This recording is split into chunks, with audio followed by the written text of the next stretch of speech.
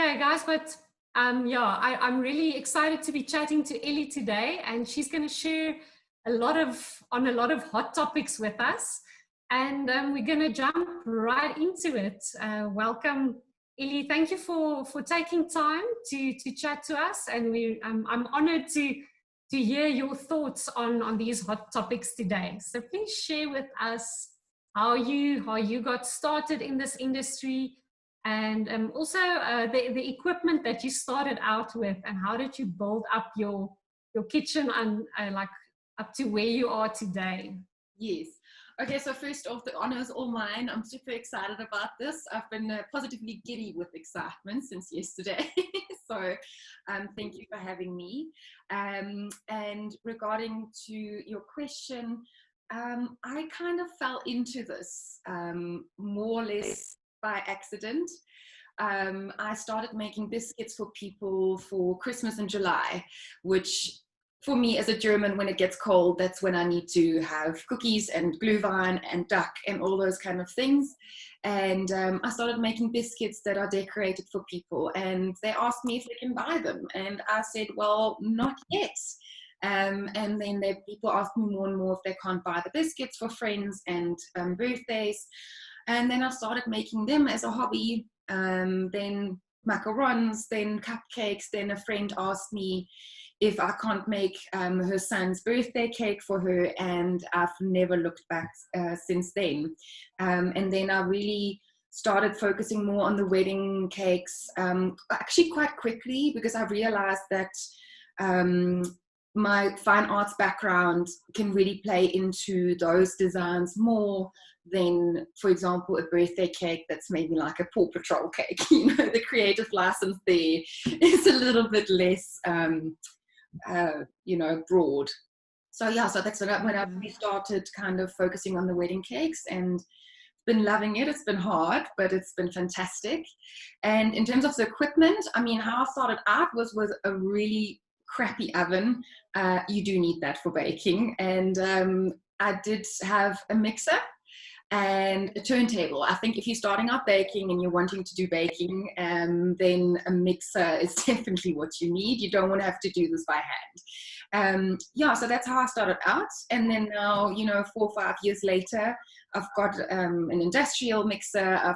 Oftentimes we've got like 3 or 4 mixers going at the same time. And actually what has accumulated over the years is a heck of a lot of decorating stuff. People don't know how much stuff you need to decorate cakes. It's a lot. So so that has been really just accumulating over the years. And yeah, I think the technical stuff also has been accumulating now. But yeah, I don't know if that answers your question. Yeah, definitely. And I want to know the process that you take your clients through to design their dream wedding cake, and also how much do the trends play a role in your design process? Yes. So with my clients, it's a very personal kind of process that we go through. So for me personally, I like designing things that really kind of incorporate all the different designs from the big day. So whether it's the lace on the dress, or the flowers, or the monogram, or the overall feel of the big day. So it really needs to encapsulate how unique the couple is and how unique their big day is. And so I design it in that manner. So for me, the trends almost come to me as an inspiration point in terms of new trends that I can like suggest for clients, or it kind of comes via the trends that come through with the florists, the trends that come through with the planners. So my design process really only starts once all the other things have kind of fallen into place. So then the cake can be the center point that kind of encapsulates as many things as possible from the event, and just kind of you reiterate and put a full stop behind the event, if that makes sense. So for me, the design process and the trends really come in via the florists and the the planners. But I've seen a lot of trends coming through with dried florals. There's a lot of textural elements, and what I find very exciting is that the artistic voice gets captured a lot more. So people come to a certain artist rather than to a bakery, and this is the design, make it for me, go. It's more of a, well, what is the style that I'm looking for? And then the artist can really explore a little bit better what they I'm not sure if I'm doing. Can you see? Oh, right. Can people, if you're joining, unmute yourself, because I'm doing this for the first time as a host.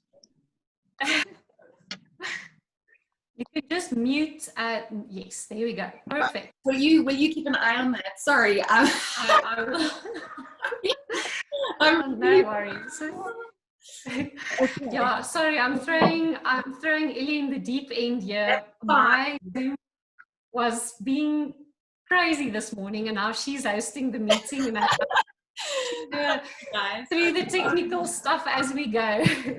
No, my friend was every single person in the entire universe is on freaking Zoom right now. Yeah, well, we got to utilize the online platforms, eh? Absolutely. There we go. Okay. Anyway, I wanted to ask when working with clients, obviously you have received some negative feedback. Just stop Tanya's video. Yes. Sorry, Tanya. Love you. We don't want to move. Maybe I'm clicking on my side, and then you're clicking it also, and then it just, But I can't click it on my side because I'm not the host. No. Oh, you see. Sorry. Okay. Hosting is hard, guys. I can do this. You're multitasking. You multitask. Fine. I think I'm a girl. I can do this. Okay. Yeah, and you work in the wedding industry, so you're used to multitasking. Exactly. It's like, throw all the stuff at me. Just bring it on. Bring it. Okay, cool. Yeah. So on that, I wanted to know, when was the first time that you received negative feedback from a client, and how did you handle it? And what advice do you have for us on handling maybe negative feedback or a demanding client? Yes, so I think this is quite a sensitive topic, right? Because everybody always goes, no, I've never had negative feedback ever. My stuff is perfect. But it does happen, and it's something that we need to prepare for, and that we kind of need to, especially now in this time when weddings are getting cancelled, the projects are falling through and being moved. There's a lot of disappointment with that as well. So I think it ties in nicely with the general sense of disappointment at the moment. So for me, I think the question can be answered in 2 points. I'm firstly going to talk about my experience and how I do it with negative feedback, and then I'm going to talk a little bit about how you can actually avoid getting the negative feedback in the first place. Okay, so for me, what has happened before is somebody's, messaged me and emailed me that they weren't happy with the product that they received. And I had to sit down very hard and just kind of take a moment to reflect on it. And I would recommend the same for anybody else. Was this my fault, or was the expectation not met from my side, or did they expect something completely different and it was in their mind? So for me, it definitely was my fault. And I started crying because I hate disappointing people. Absolutely hate it. But then, it's just a matter of going, well, how can we fix this? Because the thing is, if you're a small business, good word spreads so really, and it doesn't spread quickly.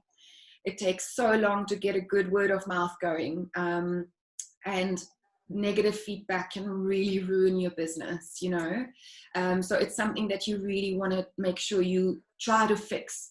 So I sat down and I apologized. I think your lawyer would probably tell you not to do that. But if it is your fault, I am absolutely in the boat of, if it is your fault, you apologize. You make the client feel heard. I think that's the only thing. Just imagine, or just think about any moments when you felt you've been wronged. Like, what do you want? You want somebody to hear that you're upset. You want somebody to understand that you're not okay, and that this is really something that has impacted you negatively. So that's what the client wants. They want to be heard. So make them feel heard in the best way you can by going, well, I'm really sorry you're upset. I can see that this is something that's really impacted you, or however you want to phrase it. It's just a matter of make the client feel heard, and apologize if it is your fault and try to fix it. What can I do to make this better? I know there's not anything that I can do in the past to make it all right, but what can I do now to make this any better? And for me, that meant paying back some of the money that I got paid for the cake, and just thank them for their understanding. I don't know if that answers that part of the question. So yeah, for me, it's actually about making them heard, make them feel heard and understood. And also, you just need to understand that oftentimes it doesn't necessarily mean that you've done something wrong. For the couple, you need to understand that these are extremely stressful times. There's emotionally charged times. Their family fights, whatever. You don't know what's going on in their lives, right? So just assume that they're going through a rough time and try to be understanding. And if it isn't your fault, again, make them feel heard, that they are feeling upset, and acknowledge that, and then take it from there. So I think these are very emotionally charged times because there are once-off events. It is extremely stressful for all of us. So I think just a little bit of humanity will go a very long way when it comes to those kind of issues. In terms of avoiding people getting upset with you in the first place, I think the biggest thing that I had to learn is you have to manage your client's expectations from the get-go. What is it that you will provide? What is it that they will get? When and how? So I think that is the most important thing, even while you are trying to fix something. Manage the people's expectations, manage what they expect from you. And that's why I send out a humongously long email to all the clients in the beginning, because I just want to set out, this is my process, this is what you're going to get from me, this is what you're going to receive, and this is what it's going to look like. Phone them back when you say that you're going to phone them back. If you can't, then apologize again. So just be a man or woman of your word, and then you can really cut out a lot of these disappointments from the get-go. Yeah, and I think that definitely also builds a relationship of trust with your client. Absolutely. And on that as well, pricing, I think, is also quite a sensitive topic to figure out with your clients. If you tell them this is what you charge and you see their jaws drop to the floor, how do you go about your pricing strategy and you're managing the client's expectations within that as well? So this is very personal for me, because that's something that I literally probably struggle with on a weekly basis. Like, literally, it's something that, one day I'll feel like, oh my gosh, I'm charging way too little. The next day I'm feeling like, oh my gosh, am I asking these people seriously to pay this much for a cake? But I think, again, we just need to go to the root of the wedding industry and realize that the pricing, when clients come to me and they're like, okay, so just because it's a wedding cake, it's all of a sudden triple of what a birthday cake is. Why is that? And people don't understand that we give up our social lives in the wedding industry. We give up our weekends for their big days. We make sure that we've got their best interest at heart. And we should be compensated accordingly. And quite frankly, I think a lot of people actually undercharge.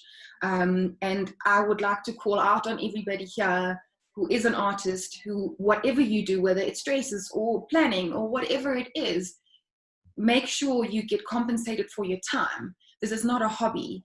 And oftentimes when people don't charge properly, that's when other businesses that try to do it excellently go under. And that's really kind of sad. And I think I've spoken to many people that have got a similar kind of understanding with this, and a similar frustration of people don't understand what we give up to be able to make their big days a reality, and to make them feel like we've got their backs, like we are full on with them, and we want to make their special day as special as possible. So I always like to think about it this way. I kind of feel like the wedding industry, the creatives in the wedding industry, they're like the surgeons of creatives, if that makes sense. You know, they work the long hours. They make sure other people's benefits come first, and they put their social lives aside, family, friends, weekends, long hours, night calls, whatever it is. But again, they get compensated accordingly, and I think we need to start thinking about ourselves like that. We're like the warriors of the creative industry. Yeah, that's a good analogy. And for myself, I've actually put a very high minimum order amount in place, because firstly, this is what I should be paid. I have worked that out very carefully, and I'm not overcharging. And on the other hand, I also feel a social responsibility to kind of be at the forefront of charging properly, because so many people are scared of charging properly for their work. And I really do feel very strongly about being that person that people can go, okay, cool, she charges that much. Oh my gosh, is she crazy? Maybe I can charge a little bit more. I really want to just encourage everybody out there who's in the wedding industry to charge properly, know your worth. And for all the brides and couples out there, please understand, for having your back, we need to be compensated accordingly. Yeah, I think that's a good analogy. Yeah. And then the situation in the world right now, and where we are currently at, it's quite challenging times. How are you handling the situation? What are you keeping yourself busy with? This is a time for businesses to reflect and spend a lot of time online. And I think we have some opportunities there to up our skills online, and to reevaluate our businesses almost, and put certain systems and things in place. So yeah, how are you spending your time to grow your brand online?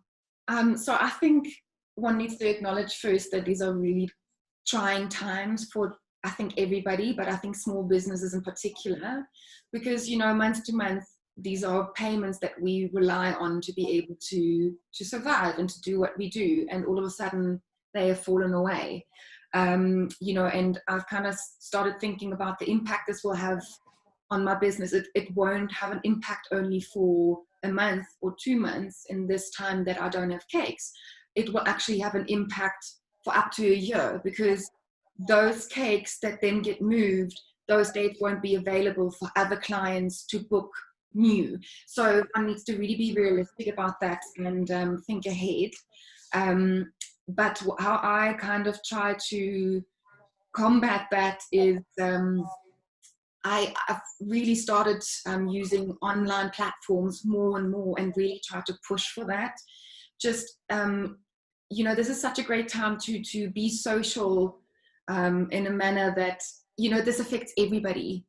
It's not something where usually you can post something and maybe 10% or 3% of the population will be able to relate. This is something that affects everybody globally right now. And I think it's an amazing equalizer and something that everybody can relate to, which is usually not the case.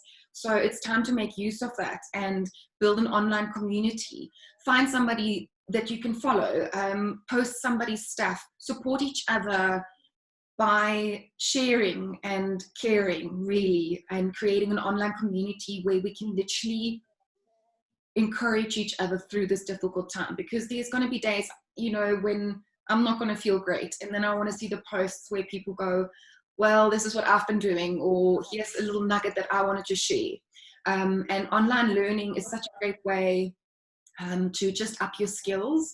And I've been really pushing for, firstly, social media and getting better at that, doing online courses myself, and then trying to find different ways of revenue for my business, because I still got to eat.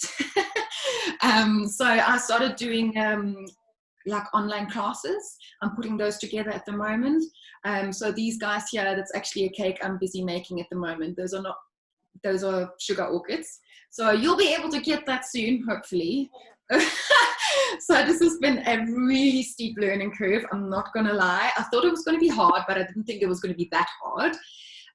So yeah, so I'm trying to get the online classes going, and I'm actually really trying to use this time to work on my business rather than in my business.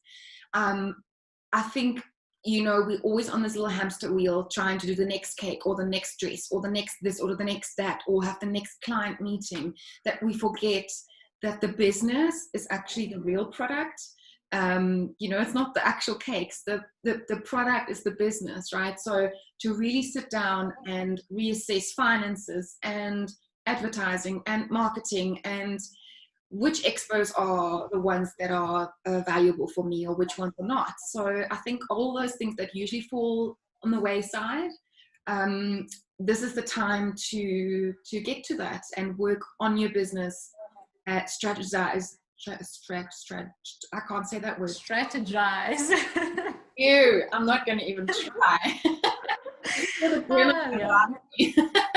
And so yeah, so to do that, and you know, I'm always seeing this as a time for us to polish our armor, to sharpen our knives, to, you know, make sure that there's no cracks in the armor somewhere. And then, you know, once this is all over, we can go out and charge out with our beautifully polished new war armor. I've really chosen words to say. Oh my word. Yeah, no, I think that is definitely valuable, what you're saying now, to still be growing the business even though it looks different now. And we are creatives, we are in a creative industry, and now is the time to really use that creativity to actually expand and think out of the box. Sometimes we get so busy on that hamster wheel, it actually lessens our creativity, because we are working so focused on one or two or three things just day by day. Yeah, operational things in our business. We are sort of functioning reactive. And now we can take a step back, zoom out, reevaluate our businesses, fix the things that need to be fixed, maybe catch up on some admin, maybe finances, set some systems in place, automate some email responses, do something that actually gears your business for growth after this. Yes. Maybe some online classes on how to edit videos, that we can post more professional videos on social media, all of those kind of things we actually have time for now. That's quite valuable. Yeah. And being creative, generating, like you said, the other streams of income, that is so important. Yeah. Can I let we can do it online? Part, actually, because I think what I've really thought of, this is actually a great time for creatives, you know, because sometimes we just need to be kicked up the butt, right? So this is it. This is the big fat fruit that is kicking us up the butt right now. And I think this time is asking us to be creative and think out the box. And in the wedding industry, we kind of are mostly creatives. So use that. You know, I think we're in the best position to come out stronger the other end.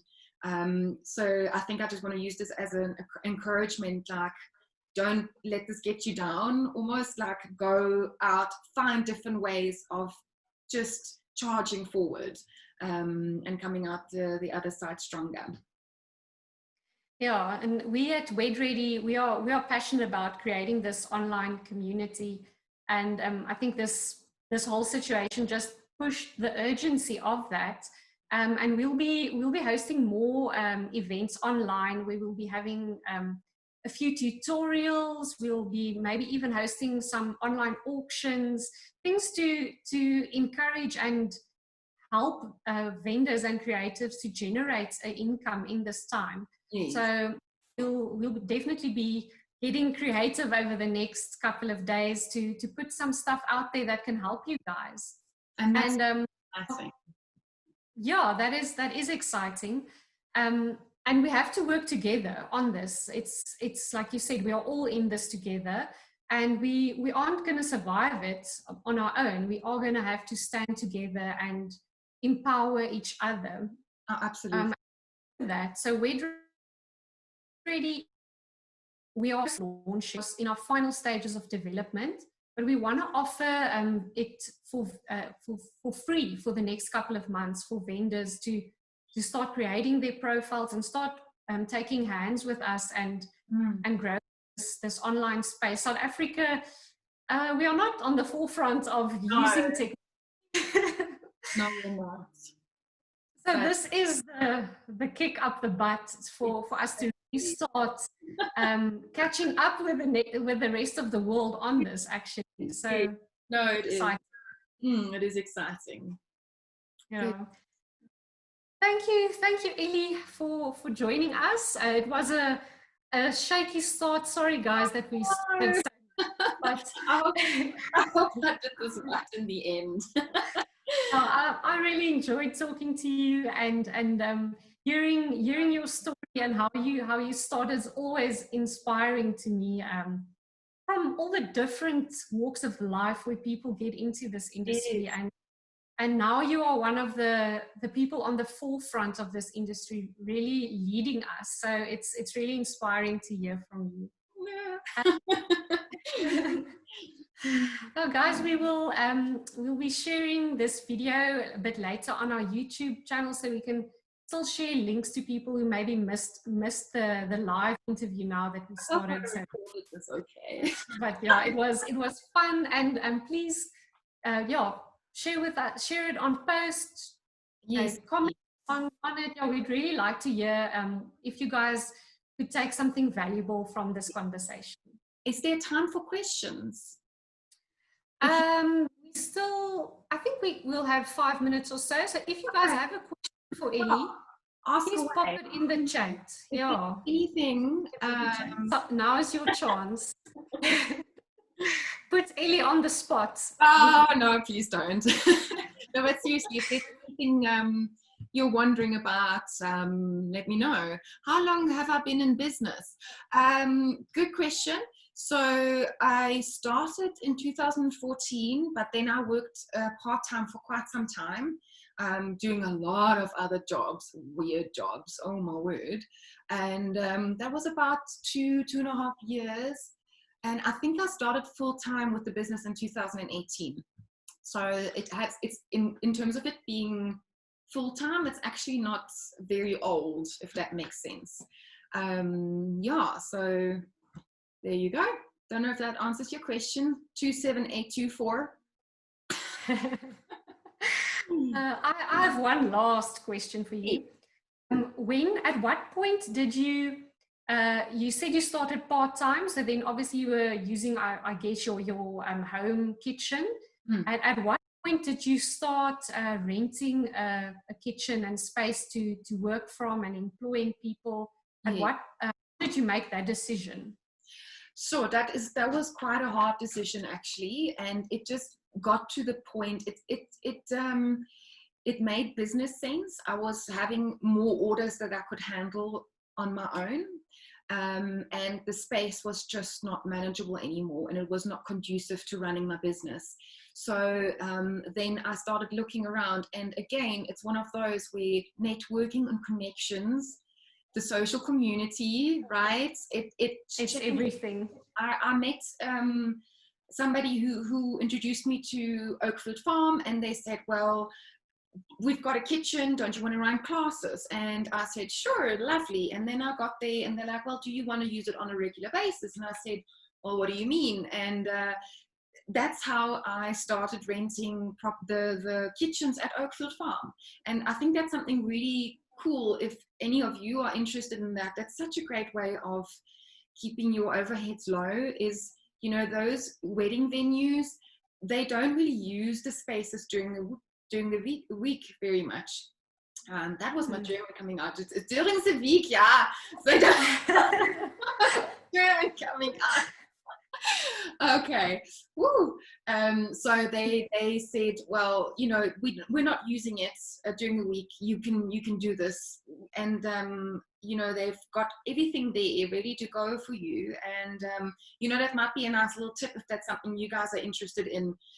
Go to your local churches, go to your local spaces that you know they're not being used during the week.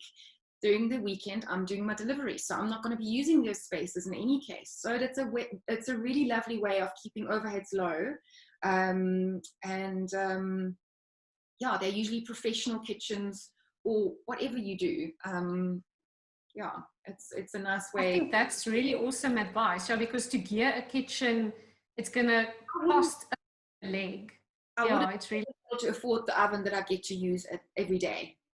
Never in a million years. Yeah. They have to have all that equipment and they're using it over the weekend or in the evenings. So it's a perfect kind of symbiosis. It's perfect. So yeah, that's something you guys are interested in. Definitely just go chat with people. And again, that came about by being in a social network, being with people, you know, helping each other. One hand washes the other. That's like one of my favorite sayings ever. It's literally, you can't wash one hand. Coronavirus, guys, you know, you can't just wash one, but have the other hand to be able to wash it, right? So you know, let's be all in this together. Oh wow, this. Any other questions? Anything else? Well, that was a good question, I think. Yeah, that I think that's valuable information. Okay, then that is it for today. Thank you so much for joining, and thanks, Elli, for hosting. Oh, it's lovely having you in my home, guys. Yeah, it was a lot of fun. Yeah. And yeah, we look forward to being in touch over social media. And like I said, we are WedReady. We are offering our platform for free for the next few months for vendors, at least for 3 months. So go and check it out. Follow us on social media, and we're going to be hosting a few fun things over the next couple of days. We don't know what's going to happen, but let's work on this together.